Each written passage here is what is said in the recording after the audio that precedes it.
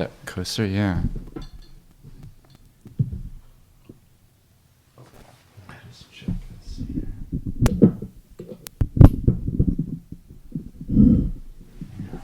Great. And if it isn't loud enough, I'll just push it closer. Okay. We want our voices to sound the same levels. Okay. Because that way I don't have to edit later. It's a lot easier. Yeah. All right. So an edu-agitator? Yeah. Yeah. All right. Yeah. All right. So it's a real pleasure to. If you make a mistake, it's fine. We can just say redo. Just. Okay. So don't worry. Great. So it's a real pleasure to welcome David Clifford, who's an edu-agitator. Thanks for joining me. Thank you for having me. It's really wonderful to have you because we met like 3 days ago, didn't we? Mm-hmm. Yep.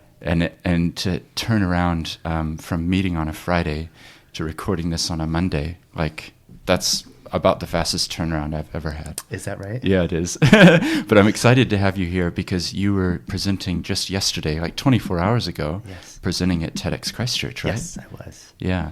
And what I'm really fascinated to hear about is some of your work around education, Mm-hmm. and particularly what the future might look like. Mm. And as well as that, though, looking at our past, like how have we gotten to where we are? Mm. In order to ask those questions, though, what I love to do with guests is just unpack a bit of their life. Yes. And find out about where they're from and their context, because I think that will then inform our discussion. So if it's okay, we'll just go right back to the beginning. Yes. And just tell us a little bit about where you're from. That's great.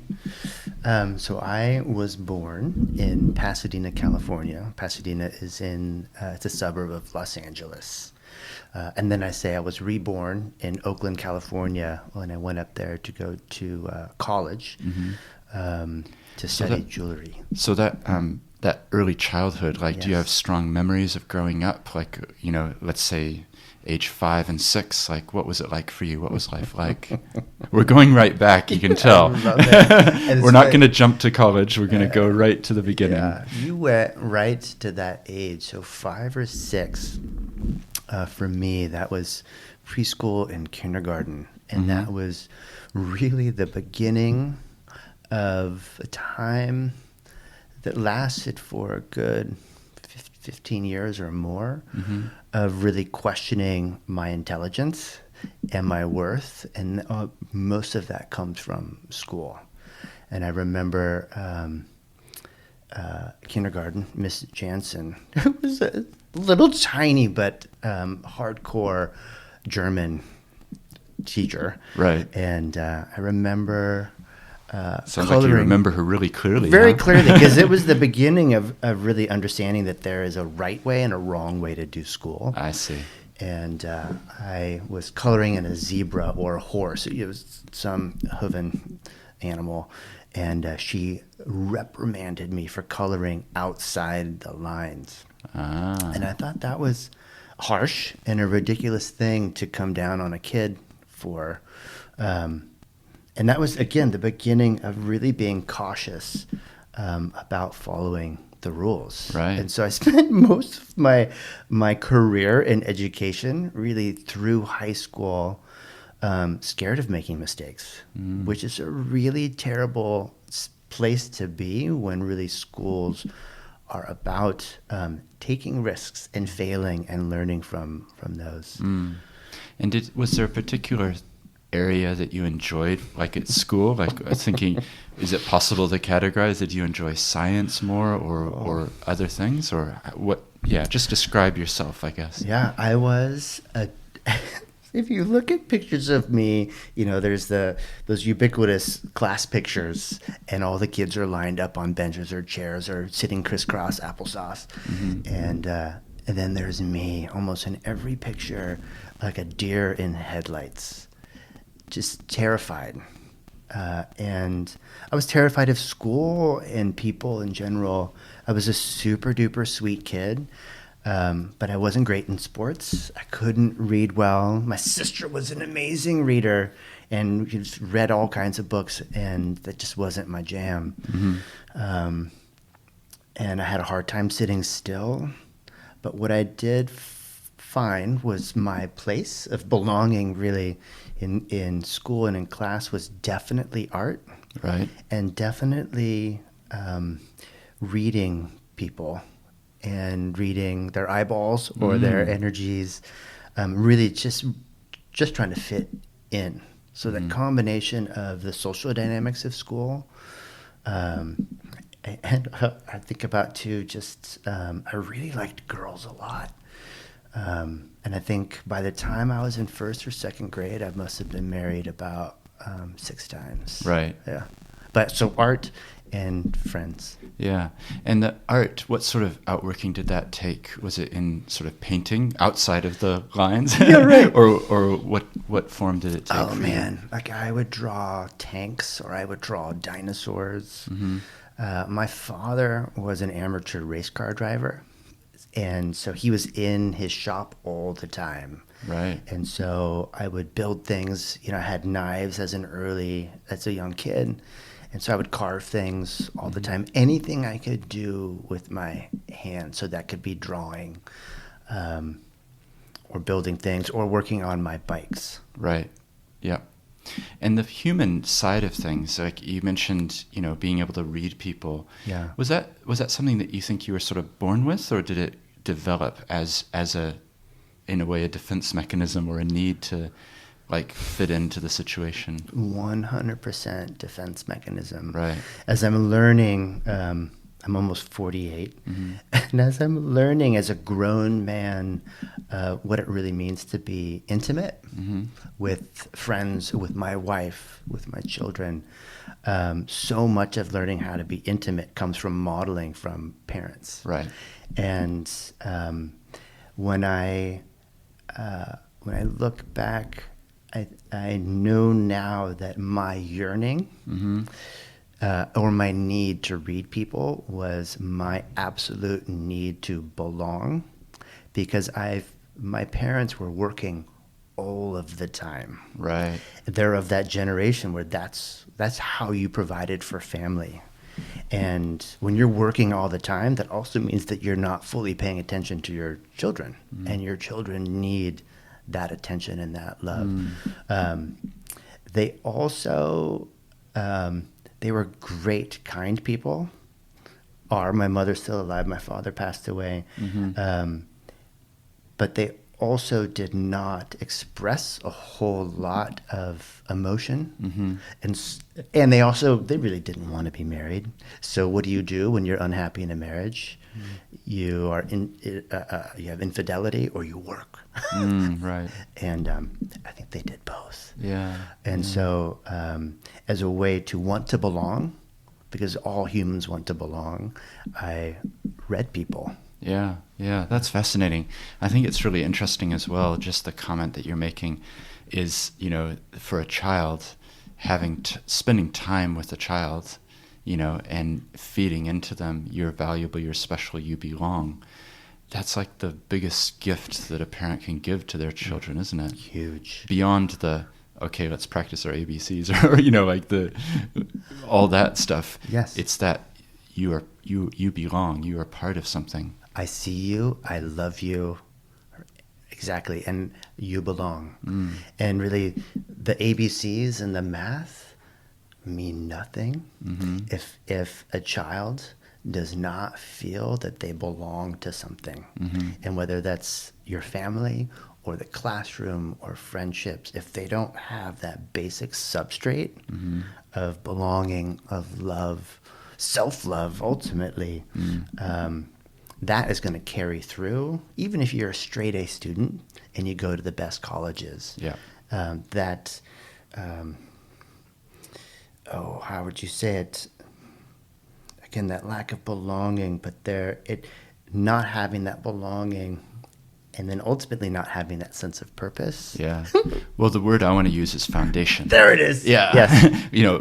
What's your foundation? And if you do come from a place, if you're lucky enough that your parents do provide you with that foundation, then the house or whatever that you build with your life, it's going to be a lot easier, isn't it? Than not. Yeah. And here's the catch, that my parents may have been fully enveloped in work. Mm-hmm.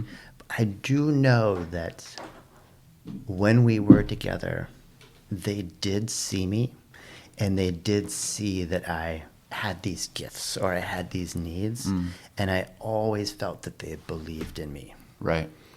And I think that's one of our jobs as parents and teachers is to take the time, slow down, attend to in particular, the children that are in front of us, and they could be youth, young adults, but to take the time to really be curious and get to know that person in front of you, set your own needs for affirmation, whatever, aside, and do what you can to continue to ignite and allow that that light or that flower that's in front of you in that form of a human to grow. You know this as a parent of 4. Oh, right? Definitely, but it's a challenge, right? And to be present is a difficult thing these days because I'm sure you'll agree, there's so many distractions on, just the phone in front of us. And the thing that I sometimes say on this podcast, and I'll say it again because I think it's worth repeating, is are you truly present with your child or with the other person that's in the room? You may spend 2 hours in the same room and never actually have interacted and been present together. Yes. Because you're checking your messages and your emails and you're watching YouTube videos of cats. It's possible to be physically together, but not present. Absolutely. There's so much there. I think I just heard this statistic that just having your phone on the table and it's turned down and on silent mode reduces people's trust to be able to share and interact with you because they automatically assume that thing is another going priority, right? Yeah, it's going to take away from you. Yeah. It's so interesting too. Thinking about being present, and the tension that I've been feeling lately is that I would say myself as a man and as a father have been led to believe that I have to provide for my family, and usually what that means is going out, making money, finding a job that pays for insurance in the States. That you have to have that, Yeah. and that is the narrative that I have to go out, bust my you-know-what to make enough money to provide. And then thinking, what actually am I really providing? Because I am giving my all to this job. And I come home and I am a fraction of the human, period, at the most important time, which is to be my full self. Yes. For my wife and for my daughters. It's very challenging. So challenging. We could stop the podcast right now because that's enough of a challenge. No, but I love it because it's not talked about enough. And the reality is that 10 years ago or 15 years ago, we didn't have the same addiction to the smartphone. Like for you and I, we're very similar ages. We didn't grow up with saying, "Hey, Mom, can I play on the phone?" It just didn't exist. I still remember my grandparents had the dial phone, you pick it up and you'd yeah, exactly. So the reality is that there's these technological changes which have happened, and our social responses are still catching up in terms of what the implication actually is, which is a fascinating time to be alive, but also quite poignant to think about our children and what it is that they're learning, and are we present with them or not? So true. Jumping way ahead, as one of my many lives, I've been a shop teacher. Right. So teaching kids how to use a metal lathe or a table saw or blacksmithing, all of them very dangerous and could kill you. And so you have to walk kids through the process, and mainly about learning how to be kind in a space that's very dangerous, but also having respect for oneself so you can have then respect for others. That's a whole another exciting topic. Yeah. But, parents would come into these spaces and they would want to know, so what's the most dangerous tool in this space? And hands down, I would say the computer and the smartphone. because we don't know. I mean, just like that, and we heard it in Joe Robinson's TEDx talk yesterday, that kids are exposed to, for instance, porn without even seeking it out. It just finds them, right? And we don't know at the drop of a hat what they're going to be exposed to on the computer in the classroom and the implications of that. Yeah. No, it's fascinating. So let's draw it back to your childhood. Yes. Because this is the thing I love about the podcast, though. I never try to stop the flow, because if we can talk about an interesting topic, we'll just do that. Yes. So, but just coming back to your own life and sort of what shape did that take for you then, I guess, coming through your high school years and getting to the end of high school, being someone who is focused on the arts and, people, emotional intelligence was important to you. Like, what happened next for you? Or what did you decide to do? So, I went to a private kindergarten through 8th grade school, where, I did fine. And then I went to the good local public school. Okay. And good in the States generally means white or Asian. Okay. And that's, in my opinion, very questionable and very problematic. But there I went to this school and was miserable. And this sounds cliche, but then started smoking weed, hanging out with the bad kids. Some of them turned out to be the most lovely, life-saving humans in my life, and was still miserable. And those kids who saved my life then graduated. So I ended up leaving that school to go to a public arts high school. Right. And I studied visual arts, and I felt for once in school like I belonged, that I was valued for what I can bring to the room. It was lovely. And it was in Los Angeles County. So Los Angeles County at the time, there's 20 million people. So we got all kinds of kids coming together, bound by their passion for visual arts, dance, music, theater. Wow. And so this was your crew. This was this was the crew, and it absolutely changed my life to be in that space where it was okay that I wasn't academically smart. It was okay that I wasn't an athlete. There were no sports, but we were all there jamming off of each other's creative energy. Yeah. And how did it end up that you went there? Like, did somebody say this guy needs to go to this school, or how did it play out? It's so good. I remember it vividly. I was having sushi with my mom at this little tiny spot. I'm just checking. Sorry. Oh yeah, there it is. Boom. I noticed it was making you a little back and forth. You have such a great ear. Yeah. All right. Yeah. So you were having sushi. I was having sushi with my mom one night. We were celebrating something. Oh, wait. What? Yeah, I don't remember what we were celebrating. But I think I was mentioning how miserable I was at this one high school. Right. And some dude across the way at the counter, the sushi counter, says, there's a place for people like for you. weirdos like you. And then this is before the internet, so I don't know what happened next. Yeah. But I must have gotten a name and yes, yeah. I applied for it, got my portfolio together, and again, it was free, but you had to present a portfolio, and that was it. Yeah. I couldn't. It was just the best decision. Wow. I made. Isn't it amazing when you look at life?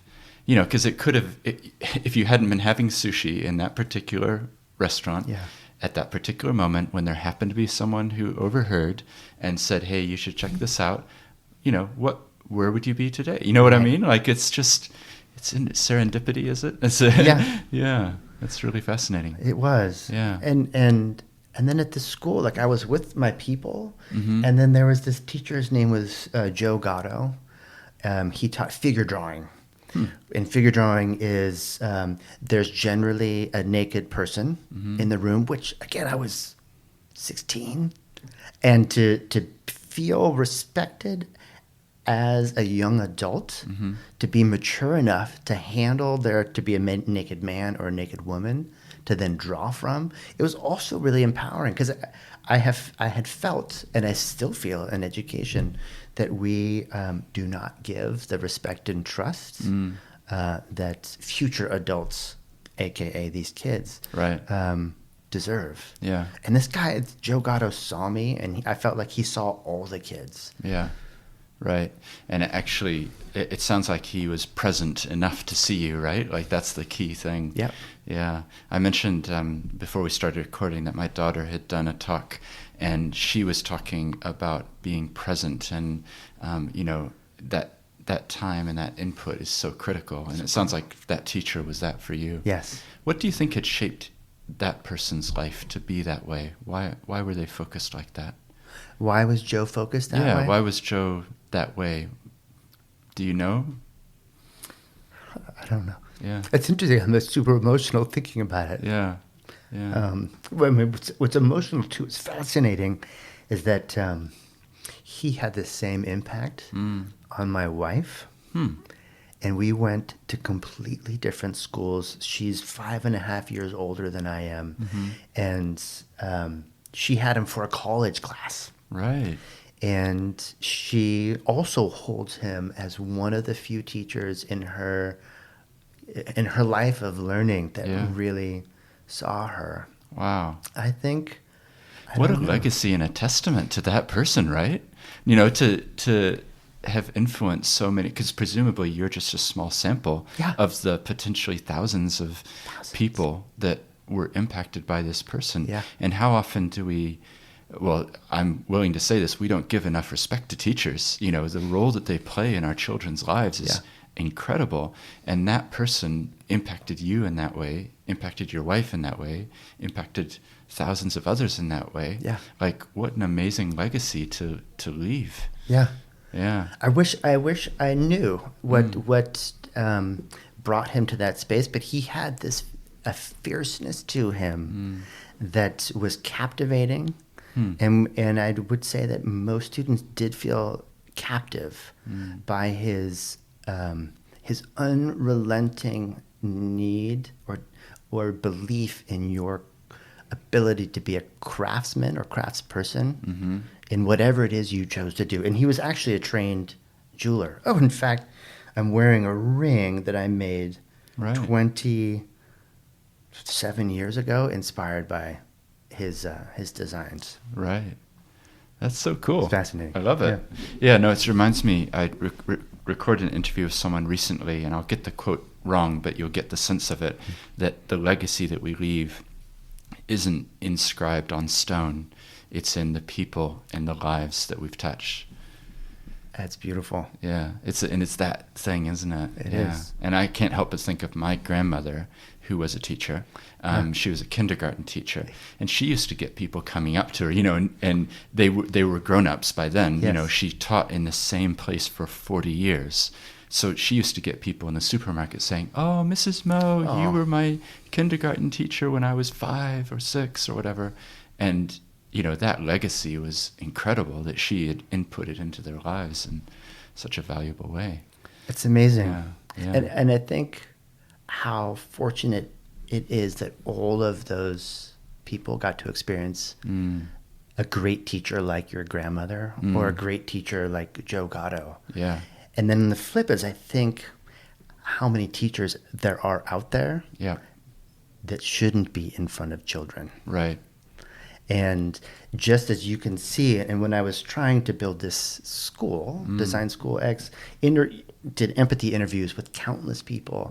And when folks would talk about a teacher that was meaningful to them, their whole posture changed, and they became grounded, and their light emanated from their chest.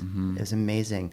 And then when they would bring up a teacher where they felt shamed or excluded, whatever, their posture would implode. Right. And sometimes it was hard to tell who had a greater impact, that teacher that brought out the light or that teacher who shamed or caused harm in some ways. Right. And we forget as adults that we have that.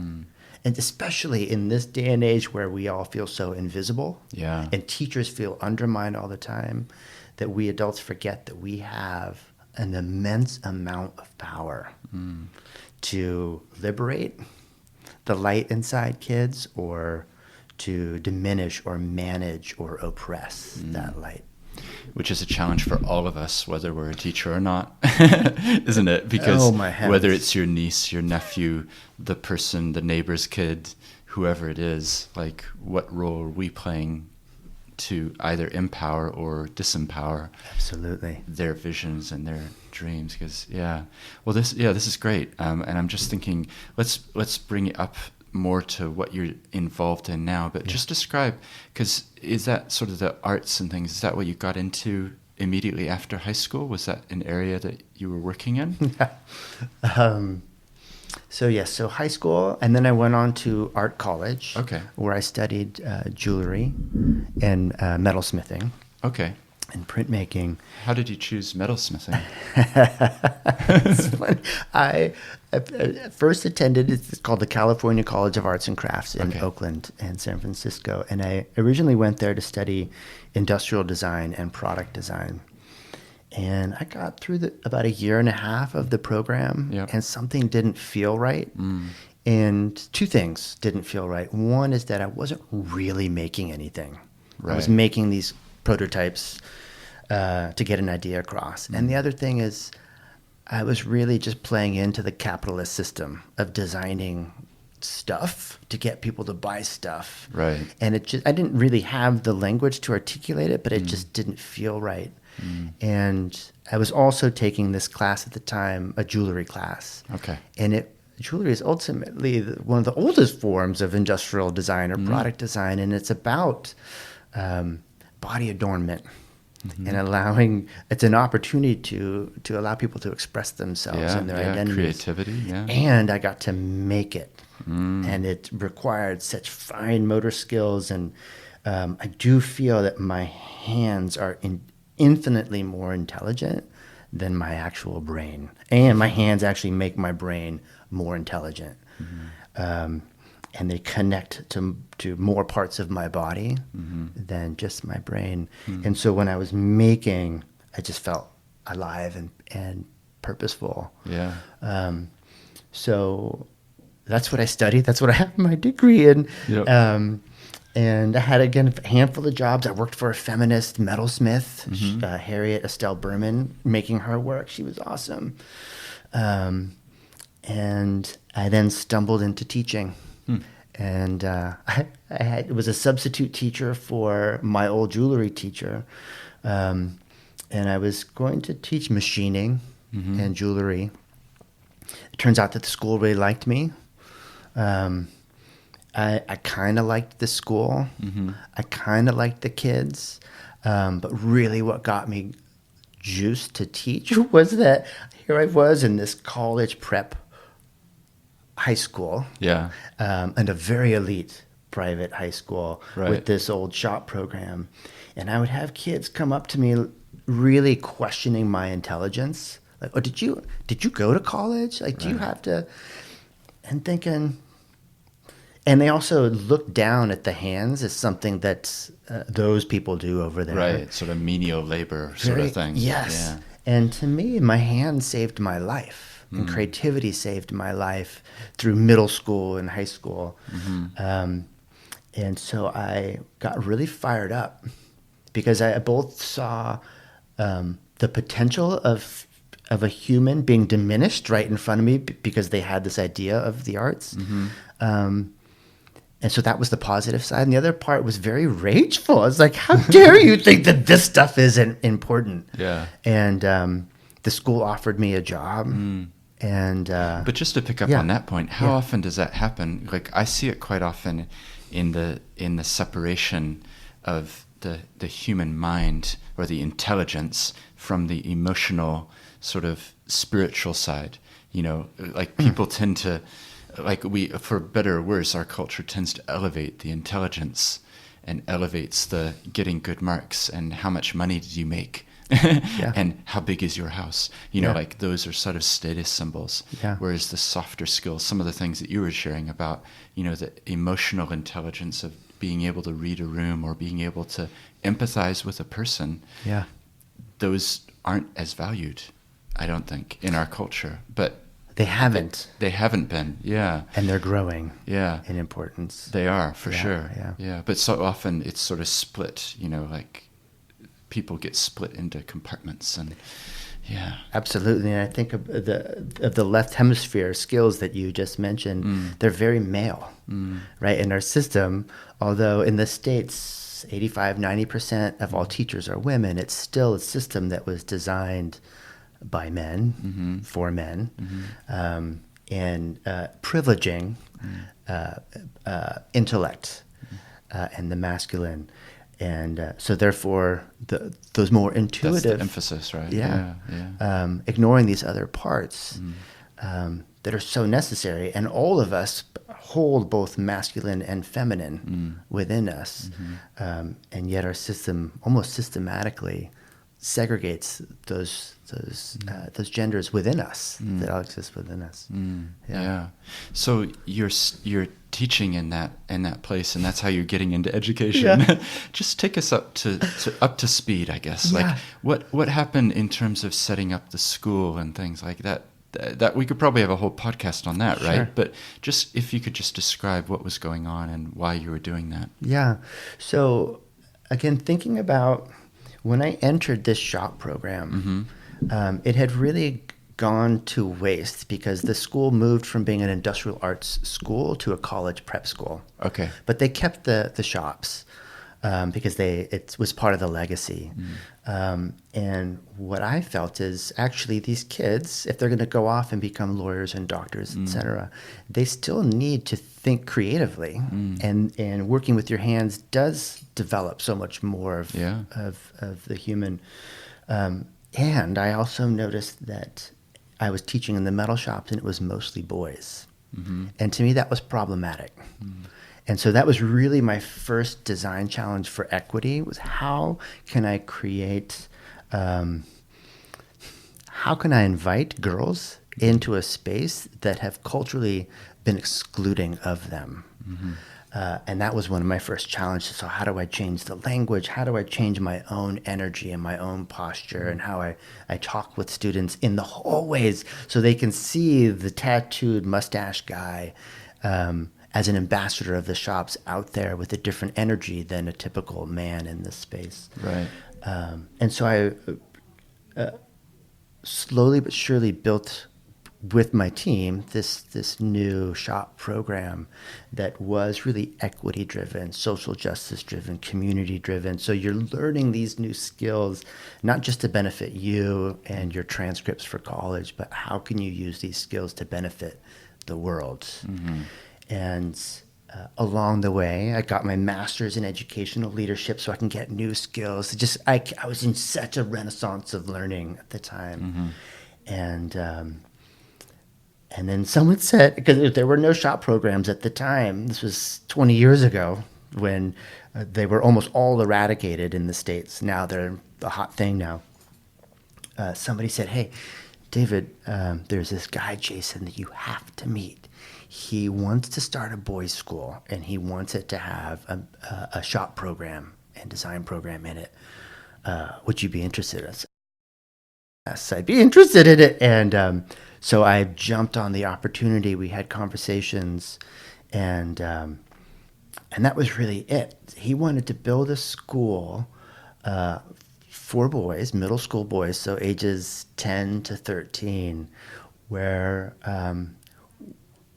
boys can rediscover themselves as learners and at the same time learn about themselves as boys and future men.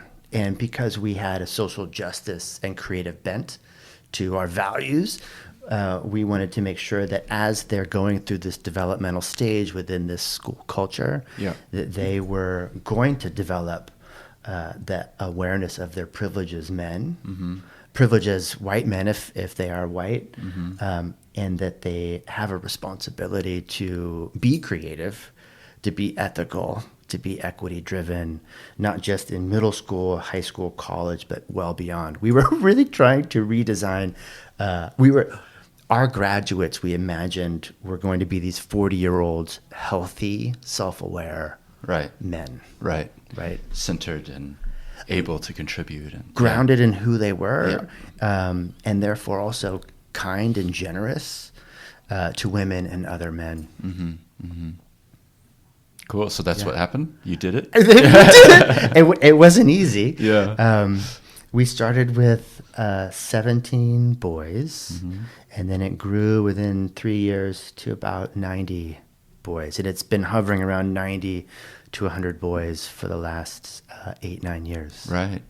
So we introduce you as an edu-agitator. Mm-hmm. So tell us a little bit about what that involves, or what is the agitation part of it, looking at the current system, I guess, and in a way, riffing off of your talk yesterday, sort of tell us a little bit about, I guess, what your dreams would be for what education could be.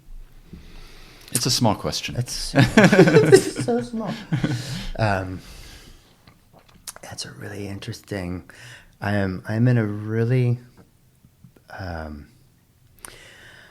I feel that I am seen as a benevolent but critical disruptor and agitator in education. Mm-hmm. I think people also would describe me as hopeful, sparkly, optimistic.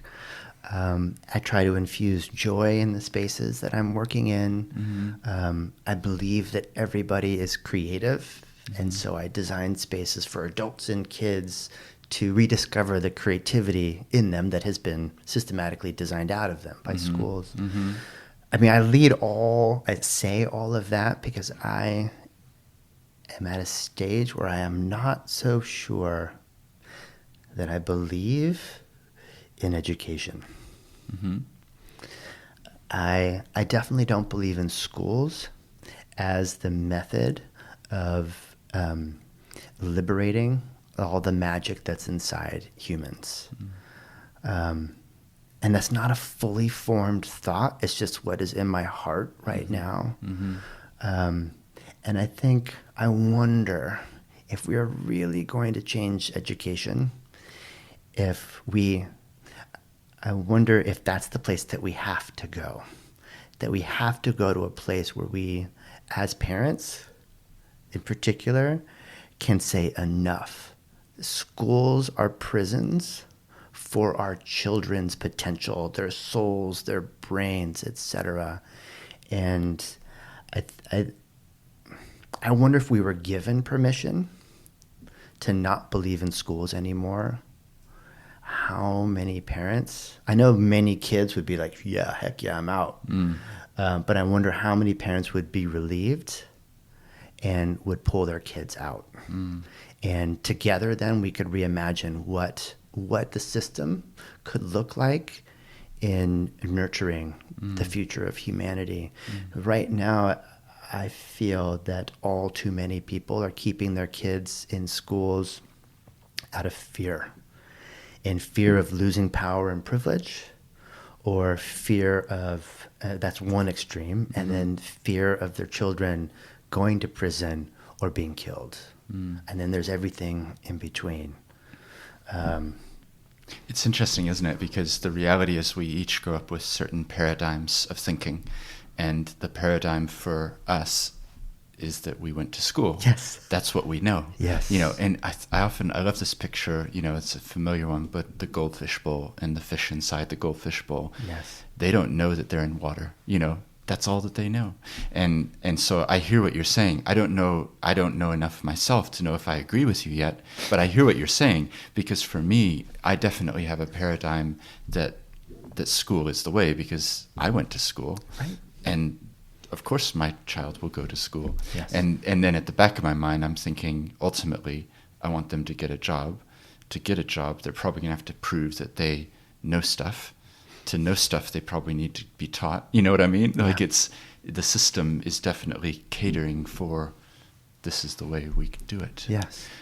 But having said that, I was homeschooled for a little bit. Oh, yeah. Yeah, so we lived in Chile in South America for a year, and I didn't speak enough Spanish to go to the local school, so I was taught at home by my mom with my sister. And for me, it worked quite well because I was quite curious. I wanted to learn. And so therefore you could give me a history book or something and right, you're going to do that for the next half an hour, and I would kind of do it. And it worked. Yeah. But I don't know if every child, but then what you're saying is maybe that's not even needed, right? Like, I don't know. I don't either. Yeah. I mean, that's how you mentioned the word curiosity. Mm-hmm. And it's the first word I thought of that brought the two of us here today. It's true, we met 3 days ago. Yep. Talking about curiosity, and that our shared curiosity of each other is why we're sitting here right now. Yeah. And in my years of being in education, I have discovered that all humans are curious, and all humans want to learn, and all humans want to belong. And are we doing a good enough job in schools to really feed the curiosity that exists in humans? And I don't think that our system was designed for human curiosity, right? It was designed to manage humanity for very particular purposes. And we are not there anymore. Yeah. And the reality is, if you go back 200, 300 years, it wasn't like the school system was the way it is today, right? I think what we're saying is it was designed for a purpose, and it was probably around the turn of the century, 120 something years ago, that people said, well, we need factory workers. We need people to do these, industrial type of jobs, and we need to educate them. And, but if we'd had different objectives, then would we have the same methods to get there? That's right. Yeah. That's right. And that's when, so after the boys' school, right, I wanted to start and reimagine high school. Right. And one of the goals is redesigning the graduate. And almost every current high school is still creating the same graduate that's been around for generations. And again, we don't know this. We do know. We are in this reality now. We actually have no idea what it's going to be like in 20 years or 50 years. So wouldn't we want to design graduates that can navigate ambiguity, that can be agile, that can be creative, communicative, collaborative? Our current system is not designed for that. So wouldn't we want to shift that system in order to design those skills? Because how we use time mirrors our values, right? Which comes back to the word foundations, right? Yes. Like building strong foundations. We've already talked about the parents giving a sense of belonging to the child is the greatest gift you can give. Yes. But the foundation of an education, and particularly, as you say, with technology changing, the fact is this phone here is recording on that video camera, which is pretty amazing when you think about it. We couldn't have done this, 2 decades ago. It just did not exist. And yet our education system is the way it is, the way it's been for quite a long time. And yet technology has changed a huge amount, even, since my children were born just a couple of years ago. Absolutely. Yeah. And then I'm just reflecting as well. When I went to university, I studied to be a lawyer. There was no class called emotional intelligence or, empathy. No. But I wish there had been, because I can tell you, I don't remember very many cases, this is the honest truth, from 5 years of studying at law school. But the skills that I use every day relates to relationship, empathy, listening. Those are the key skills that in my role are essential. You know what I mean? But there's definitely no course for that at university the university I went to. So, yeah. And it takes practice to learn how to listen, to truly listen, to meet the needs of the people that you are trying to serve, not just to listen to serve your own needs or affirmation. It's really difficult. That's true. Yeah, I think even for me, I've been doing this podcast 2 years. I listened back to episode number 1 because I said to you, you should listen to number 1. Yeah. And it was funny because listening to myself, I realized how much I would have asked different questions now, probably. Michelle Sharp, I need to interview you again because there was a lot more there. You know what I mean? Like there was, so the point is, it is a skill that can be learned. Yes, absolutely. And if you want people to learn it, you have to design in the time. You have to design in, so that means your schedule. Mm-hmm. You need to design it into your budget. You need to hire people who are willing to be trained in empathy, or they're coming with skills in empathy to then embed it into, if we're using a school as a model of dissemination of learning, then that is the place where it needs to be embedded, not just in this one class, but throughout the school culture. Yeah, that's great. Well, obviously your thinking is shaping as we're talking even, like what will the future hold? Yeah. It'll be interesting when you come back to New Zealand with your whole family Yes. on a holiday one day. Let's see what's happened since from now until then. Because I just sense that you're kind of on the cusp of pulling things together, and what shape would this actually have. And just thinking about the talk that you did yesterday at TEDxChristchurch, can you just explain for the listeners sort of what were some of the key things that you were saying there? What were some of the challenges? What goes back to this high school I tried to create of redesigning the graduate, right? And if schools are, it's an ecosystem, and there are different pods or camps, right? A school would be a camp, or these are all spaces that are designing humans, right? And so the talk is really about redesigning the system in order to redesign the graduates that are coming out in order to face the complexities of our future. So currently, for the last 100 some odd years, our system creates I-shaped humans. So that's the lowercase I. So you have the one line with the dot on top, right? So the head is detached from the body. And our system's eyes, right? Its assessment, its judgment is really placed on the left hemisphere of that dot above the eye.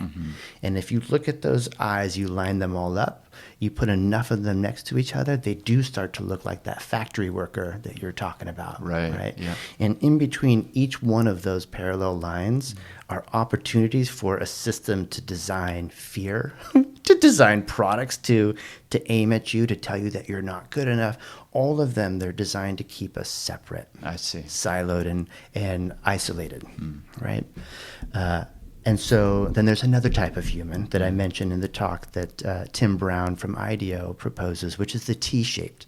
And T-shapes are highly sought after by universities and tech companies. And they're folks that are, have a deep knowledge in something and can also work across other disciplines and with different types of people. Right.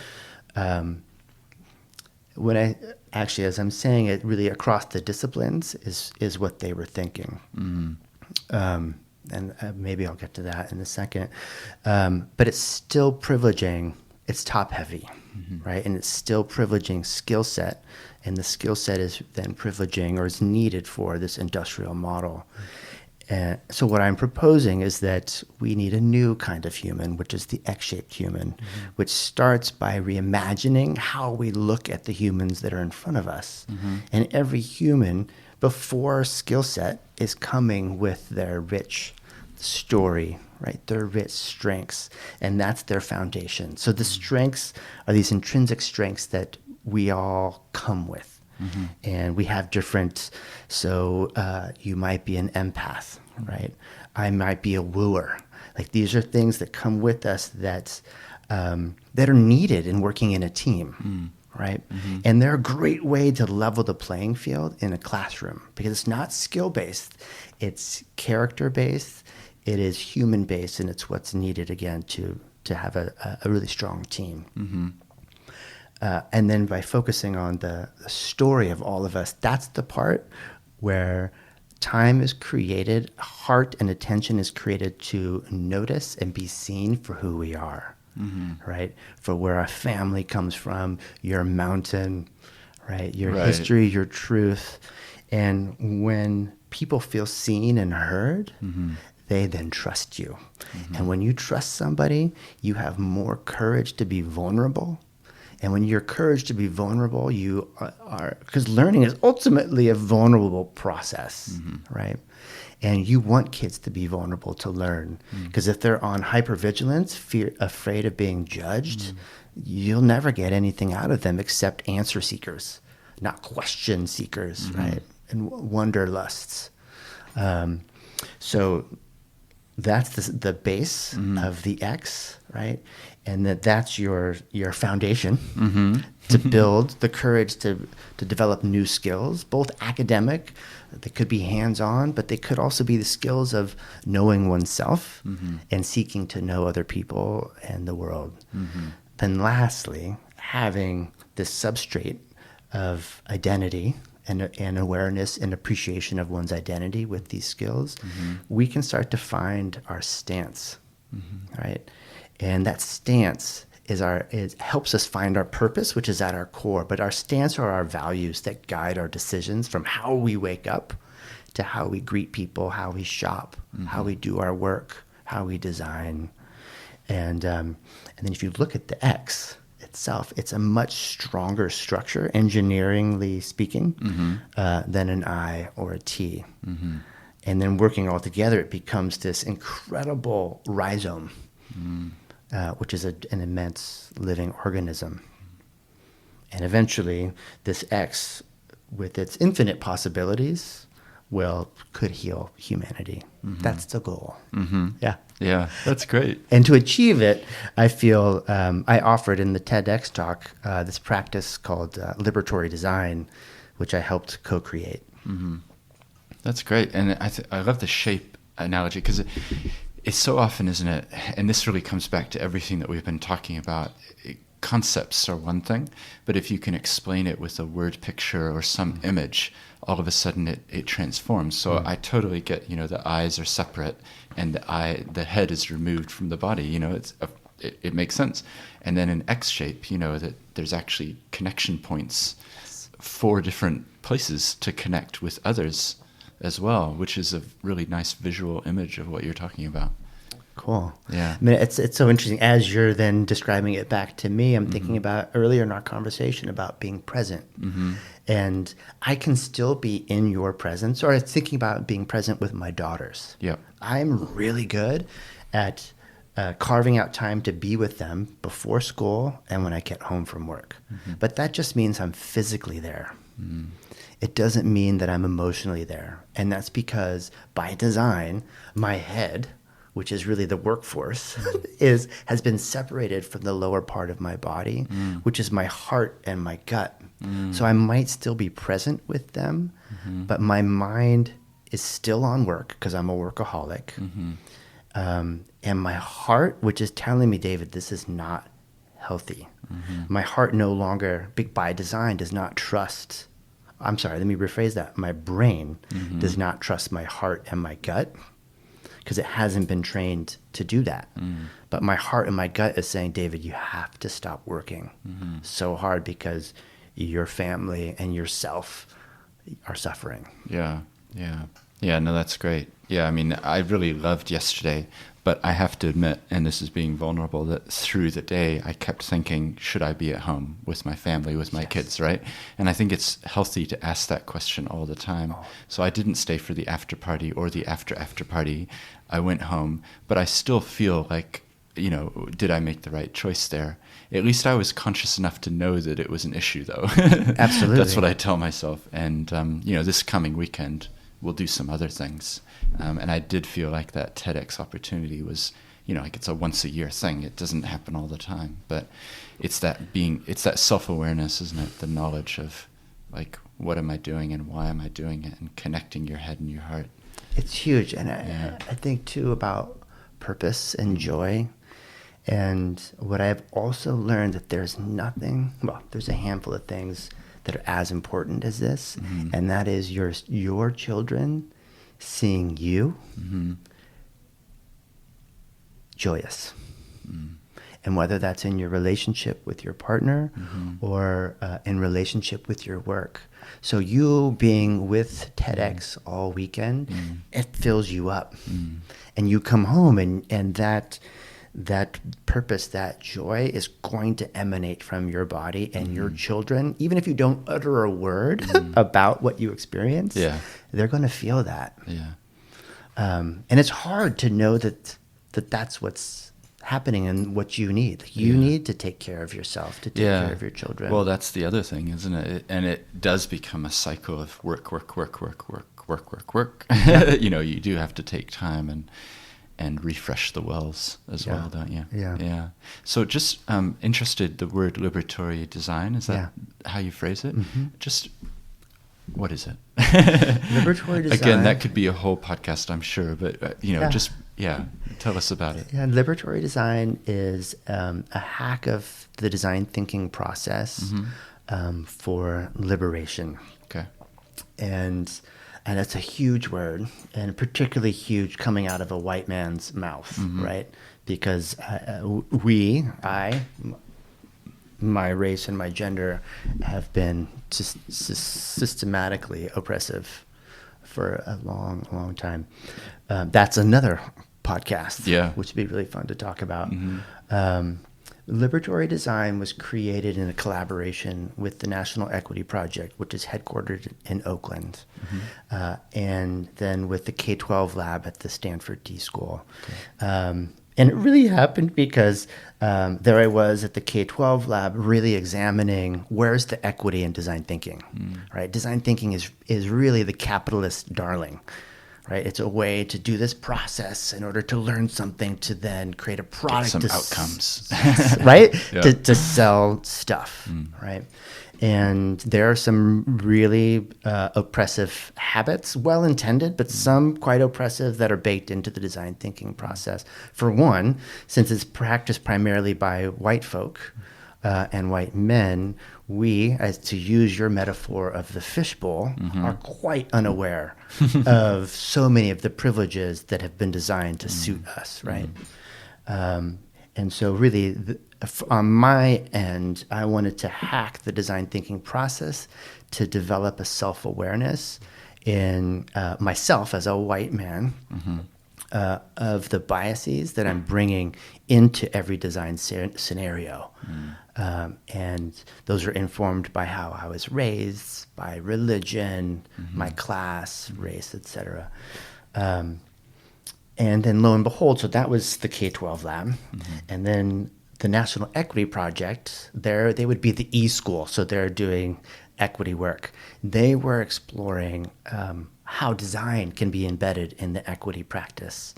And so we got together and explored it. And where originally I hacked the design thinking process to create notice or add notice and reflect, it was really the collaboration with the National Equity Project where we went really deep. That in the notice phase, it's about pausing to reflect on who you are as a designer. And I didn't mention this part in the TEDx talk. It's also about pausing to notice your relationship to power and your relationship to systemic oppression, right? Then third is, what are your intentions as a designer? Is it to make the money?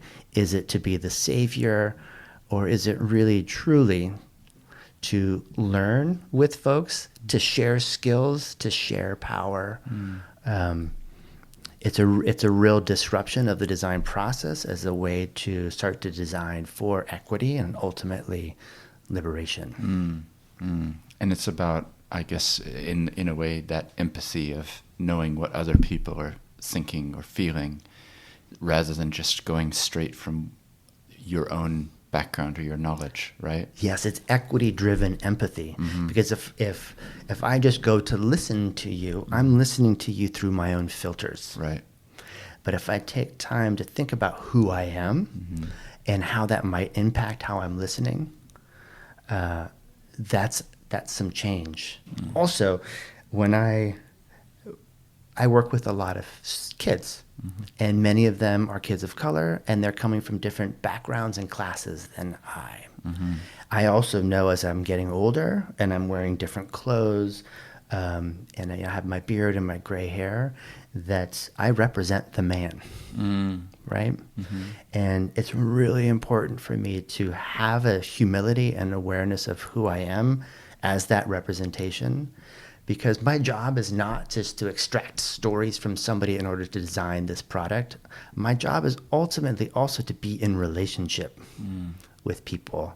All of us want to be in relationship with each other, and we have that responsibility to care for each other. So even in the empathy interview process, it is a moment to be transformed by the person that I am listening with, and vice versa, and ultimately to earn your trust. Yeah, that's fascinating. It'll be fascinating to watch how it sort of develops and grows, because I can definitely see that interconnectedness being so vital to it, isn't it? And listening to those other stories, not just your own story. It's really cool. I mean, and design thinking is really cool, don't get me wrong. And it really does speak to the creative spirit that's in all of us.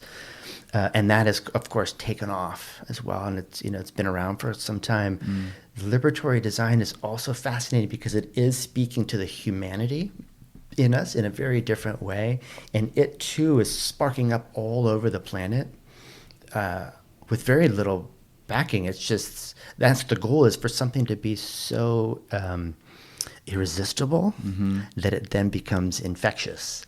And if it feels good in you, you want to share it with others. Again, that's purpose, right? If you have a deep sense of purpose, you want others to feel that purpose. Yeah. And you'll go out of your way to help somebody find their purpose and to feel magical. Yeah, that's really good. And I think as well, I'm just riffing off of this just for the sake of it, but, often we would think that we inherit things from our parents. We inherit money or a house or whatever. But phrasing it another way, we don't inherit from our parents. We hold things on trust for our children, which has to do with stewardship. That you and I are here for a very short period of time, and that we're holding things on stewardship for the next generation, for the people to come. But if you grow up in the paradigm of, I've inherited this, it's mine, it's quite a different mindset to saying, I'm holding it for a temporary time. And the reality is that you and I are not going to be here forever. And in fact, it's going to go by really quickly. And maybe someone will listen to this interview in 100 years, and I can guarantee we won't be here. Absolutely. Which is liberating in some ways, But the point is, what we've got now, what I hold now, what's in my bank account, and the house that I've purchased, and it's not really mine. It's I'm a steward for the next generation. And then what I love about what you're talking about is having the awareness of, just rather than just being in my own white middle-class male mindset, to be able to then hopefully look beyond myself. And particularly, I'm thinking about the Maori worldview, because they have something called kaitiakitanga, which means guardianship. And that resonates so well with this concept of stewardship, that we don't, that it's not ours. That's not your toy. That's not your car. You're holding it for the next people. And I think that sort of thinking, that's quite a mindset shift, to saying, well, my parents died and they left me $100,000 or something, and I'm going to go on a world trip. That's quite different to, I've been entrusted with something that's a gift to use for the future. It's a beautiful word too, entrusted. Yeah. But just what you're talking about just makes me reflect on those concepts as well. Yeah. To have an openness to see things beyond just the way we've always seen them. Yeah. That's good. Another great word, openness, right? And to be open, you might need curiosity. Yeah. Right? And to be truly open, we need that foundation of that X, right? To feel grounded in who we are and where we come from and what we bring to every room.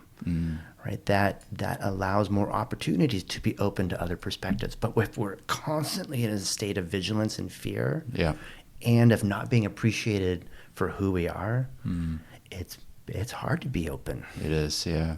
And it comes back to that word foundation, doesn't it? It does. Like that was the word of the podcast, I think, because Turanga Waiwai was the word for TEDxChristchurch, which is about the place you belong, the place you're from, which really resonates with all of these themes as well. Yeah, that's really good. Well, I've loved our chat because we've gone in many different places. Yes. And I knew it was going to happen because I said the word curious on Friday night, didn't I? And you said, oh, you used the word curious. I love that word.